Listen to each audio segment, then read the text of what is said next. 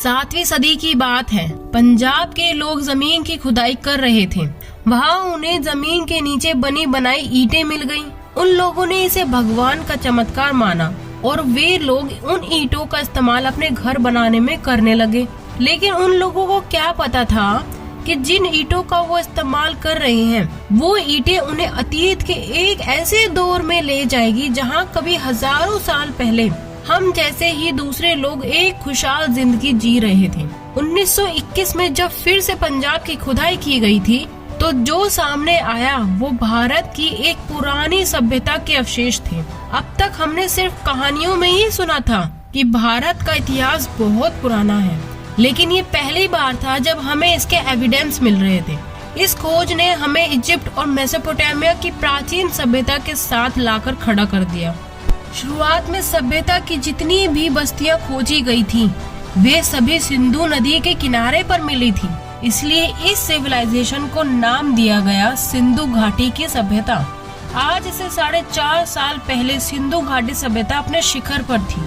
उस दौरान इस सभ्यता में करीब 5 मिलियन लोग रहते थे। सिंधु घाटी सभ्यता की खास बात ये है कि यहाँ पहली अर्बन सिविलाइजेशन थी, यानी पहली बार हमारी दुनिया में शहरों का निर्माण हो रहा था। इससे पहले लोग छोटे छोटे गांवों में रहा करते थे। वक्त बीतता गया और फिर छोटे छोटे कस्बे बनते गए और फिर इन लोगों ने शहरों का निर्माण कर दिया। ऐसे शहर जिन्हें केयरफुली प्लान किया गया था। इन शहरों के मकान पकी हुई ईंटों के बने हुए थे। इन शहरों में कम से कम 30,000 लोग ऐसे थे जो घरों में रहते थे जहां बाथरूम और फ्लश टॉयलेट बने हुए थे। क्या आप इमेजिन कर सकते हैं आज से 4,500 साल पहले इतनी आधुनिक चीज मौजूद थी।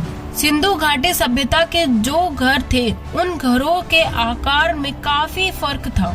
इससे ये पता चलता है कि जो अमीर लोग थे वो बड़े घरों में रहते थे और समाज के गरीब लोग छोटे घरों में रहते थे। घरों के गंदे पानी को निकालने के लिए नाली बनाई हुई थी। ये नालियाँ गली के मेन नाली से जाकर मिली हुई थी। इससे आप ये अंदाजा लगा सकते हैं कि उस जमाने के लोग को भी सफाई वगैरह का भी बहुत अच्छे से ज्ञान था और समझ थी। जाहिर सी बात है कि हजारों साल पहले इन लोगों ने अपने आप को काफी विकसित कर लिया था और ये लोग एक बेहतर जिंदगी जीना सीख चुके थे। सिंधु घाटी सभ्यता के जो 2 सबसे बड़े शहर थे वो थे हड़प्पा एंड मोहनजोदाड़ो।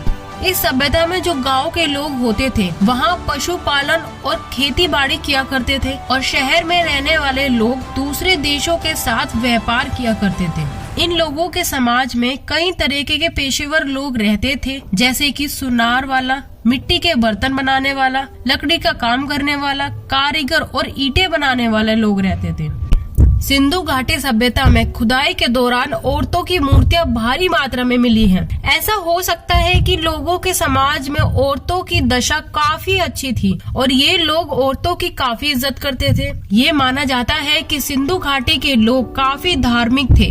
ये लोग माता देवी की पूजा किया करते थे और मूर्ति पूजा भी करते थे, लेकिन टेम्पल जैसा कोई बड़ा स्ट्रक्चर खुदाई के दौरान वहाँ पर नहीं मिला। हिस्टोरियंस मानते हैं कि ये लोग मंदिरों में नहीं बल्कि अपने खेतों वगैरह में पूजा करते थे। ये लोग आग की पूजा और पेड़ की पूजा करते थे और ये लोग पानी को काफी पवित्र मानते थे। यानी एक तरह से कहा जाए तो ये लोग मूर्ति पूजा के अलावा कुदरती चीजों की पूजा किया करते थे, जैसे आग, पानी, पेड़, पशु और सूरज आदि की पूजा किया करते थे। सिंधु घाटी सभ्यता के लोगों की जो धार्मिक मान्यताएं थीं, उसका एक बहुत बड़ा हिस्सा तो आज भी हमारे समाज में मौजूद है।